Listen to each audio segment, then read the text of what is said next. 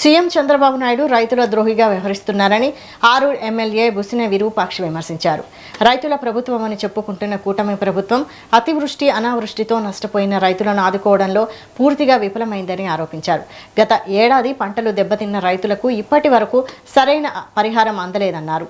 YSR Congress party ప్రభుత్వ హయాంలో ముఖ్యమంత్రి వైఎస్ జగన్మోహన్ రెడ్డి రైతు సంక్షేమానికి అనేక పథకాలు అమలు చేశారని, కేవలం ₹1 ప్రీమియంతో పంటల బీమా కల్పించి ప్రకృతి విపత్తుల సమయంలో రైతులకు పరిహారం అందించారని గుర్తు చేశారు.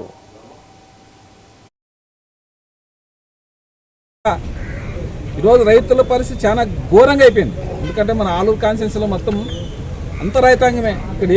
ఇక్కడ సోర్సెస్ ఏం లేదు. రైతులు భూమి మీద ఆధారపడి బతకాల్సి ఉన్నదే. లేదంటే గ్రామాలు విడిచిపెట్టి ఇప్పుడు పోతున్నారు. ఇప్పటికే ఇంకా సీజన్ స్టార్ట్ కాలేదు, అయినా కానీ గ్రామాలు వదిలిపెట్టి పోతున్నారు వర్షాలు లేక. ఈరోజు మళ్ళా దానికి తోడు ఎకరాకి 2000 పత్తి అని సిగ్గు చెరుము లేకున్నట్ల ఈ కూటమి నాయకులు మాట్లాడుతున్నారు పట్టమని. మీకు మానవత్వం అనేది లేదు. అసలు రైతుల మీద అనేది అసలు మీకు మానవత్వమే లేదు. రైతుల డబ్బులు మళ్ళీ ఇప్పుడు లక్షల అకౌంట్లోకి వేయించుకుంటున్నారు.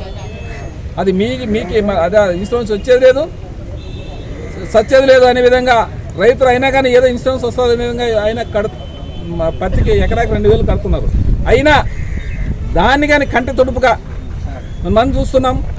అది 2 రోజులే, 1 రోజు 2 రోజులే పెట్టి దాన్ని సైట్ క్లోజ్ చేసినారు. దాన్ని క్లోజ్ చేసే మేము రాత్రికి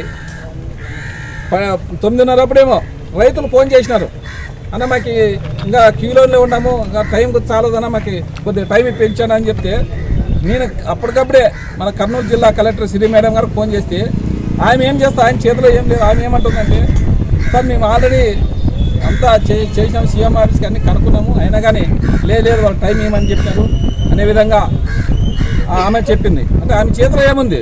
చంద్రబాబుదే కదా మొత్తం. చంద్రబాబు చెప్తే వస్తుంది. అది ఆయనకి రైతుల మీద, రైతులు అనేది ఆయన చాలా రైతు అంటే అసహింపు. చంద్రబాబు నాయుడికి రైతులు అంటే అసహింపు. అలాంటి వ్యక్తి ఈరోజు మనకి రైతుల గురించి ఆయన